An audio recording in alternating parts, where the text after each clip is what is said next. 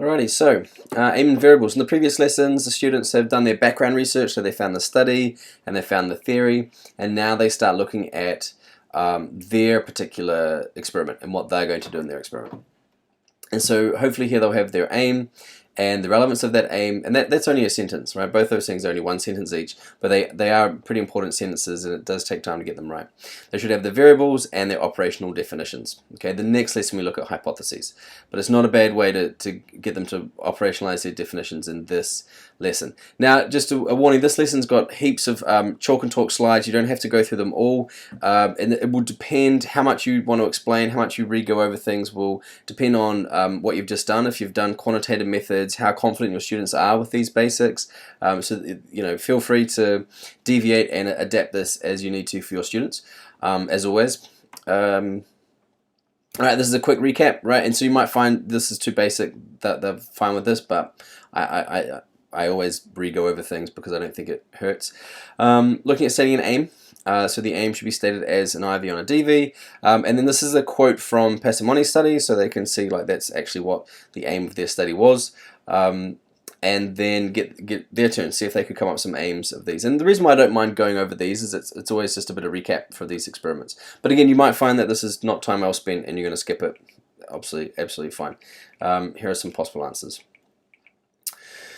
I'd get them to read. All the information they need is in the textbook, and I really tried to spell it out step by step, lesson by lesson in the textbook, so I would at least draw their attention to that. That's where the information is if they have questions. But if they feel confident, they can jump straight ahead into the workbook and get it done. This is just a placeholder. There's in the introduction teacher support pack, which you can download for free on the website.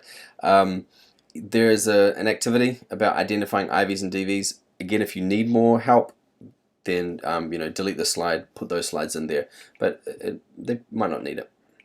Alright, again, just some more slides. This is taken from the introduction support pack. If you need to revisit this stuff, then go for it. If not, move on. Alright, and then it's up to them. So in their workbook, there's space for them to put their IV and DV, the aim of their experiment, and the aim should be one sentence. And just got some verbs, some good verbs here to use. Okay, investigate is probably the most common. Now we get into operational definitions and just a bit of chalk and talk. So these are good examples, I think, to say, like, well, what do these things mean? And more importantly, how do we measure them? And that's the key with the operational definition. So these are dependent variables. So how are we gonna measure those? And what do they mean? And the same thing with independent variables, right? So we can say, all right, well, it's going to be serotonin. In the Passamoni example, but the specific operational definition, what do you mean by serotonin? How are you going to manipulate it? So operational definition, how are they manipulated, how are they measured, being really specific. And here are just some examples. You might not go through all of these, but they're just, examples of operational definitions. It is it's a tricky concept, so I think it's okay to go over that a little bit. You might decide to skip the chalk and talk and go straight into the activity. There's a worksheet in the files where they see if they can come up with the operational definitions for those. Again, you might not necessarily worry about checking their work here. They just read it, have a go, and then the check-in for you can be when they do it for themselves.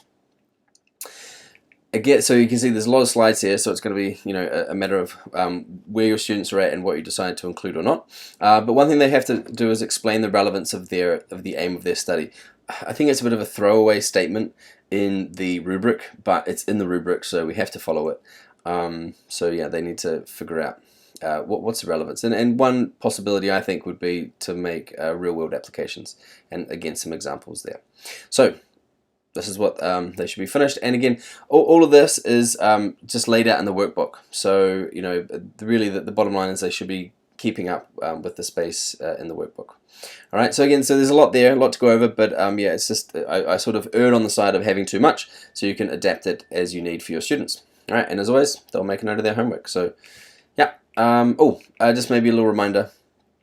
I think the reason why I put the workbook in there and structured it step by step is, you can only give them detailed feedback at one time when they submit their IA as the first draft, but you can be checking their progress along the way as much as you can, right? I mean, that's just formative assessment. So I think telling students to be getting regular check-in, regular feedback advice on what they're doing is going to be really good. Instead of if they get just wait until after they submit the first draft, it's going to be too overwhelming. All right, next lesson we get into research and null hypotheses.